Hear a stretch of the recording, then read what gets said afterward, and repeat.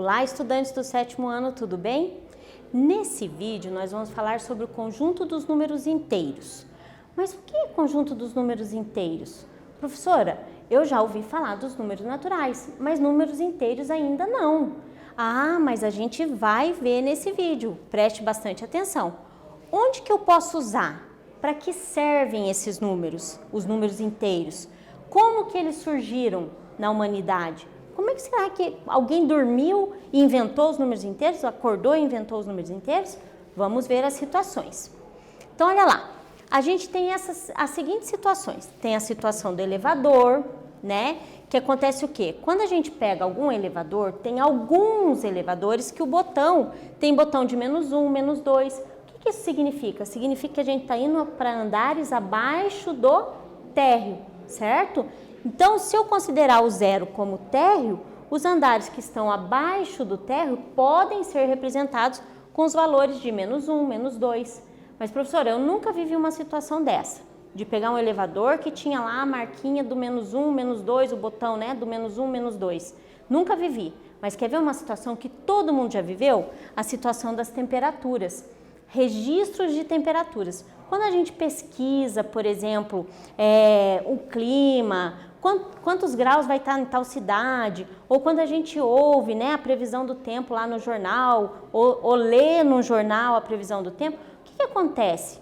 A gente vê registros de temperaturas abaixo de zero. Esses registros aparecem como -2 graus, não é assim? -3 graus.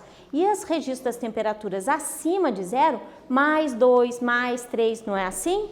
Muito bem. Então, se a gente pegar a ideia da temperatura e trazer para os elevadores, para esse registro de elevador aqui, o que acontece? Eu tenho um referencial, que é o zero, não é? No caso do elevador, o zero tem como referencial o térreo. Ah, professora, isso eu já vi também, que a gente pode falar das altitudes e das profundidades. Isso mesmo, ó. Se eu pegar o nível do mar aqui como referencial, zero, tudo que está acima do nível do mar, a gente tem valores positivos, porque representam altitude. Se eu pegar o referencial como nível do mar e pegar valores abaixo deste nível, eu estou pegando valores negativos, valores de profundidade. Então, isso vale para a temperatura, para a questão de altitude e profundidade, para algumas situações de elevadores, mas aonde mais? Quando a gente fala de dinheiro. Dinheiro, professora, mas eu não estou entendendo isso. Vejam só. Já conhecemos o conjunto dos números naturais, que é o 0, 1, 2, 3, 4, 5, que servem para o quê? Eles surgiram na humanidade para fazer registros de contagem, não é verdade? Mas a humanidade foi avançando, não é? Foi evoluindo, os povos foram se comunicando, foi tendo comércio, não é?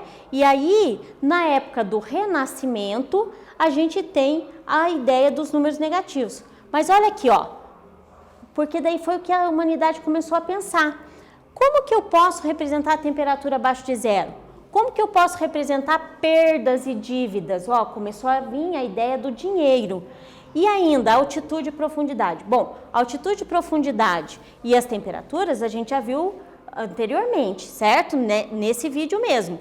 Agora, e dinheiro? Entra nessa história que a professora contou, que é o quê? No Renascimento, por volta do século XV e século XVI, surge a expansão comercial. E os comerciantes expressavam situações envolvendo os lucros e prejuízos. Como que eles representavam? Sinal de mais, sinal de menos. Mais para lucro, menos para prejuízo. Mas, professora, eu sei que os números inteiros são representados pela letra Z. Mas por que pela letra Z? Por causa disso daqui, ó, dessa palavrinha em alemão, que significa número.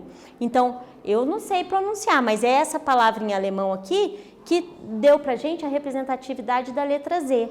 Ah, muito bem, professora. Então, o que a gente conheceu nesse vídeo? Conjunto dos números inteiros, mas a gente já conhecia o conjunto dos números naturais. Então, os naturais é o 0, 1, 2, 3. Ah, então os naturais são positivos e fazem parte de um conjunto maior, que é o números inteiros. Um está dentro do outro, tá vendo?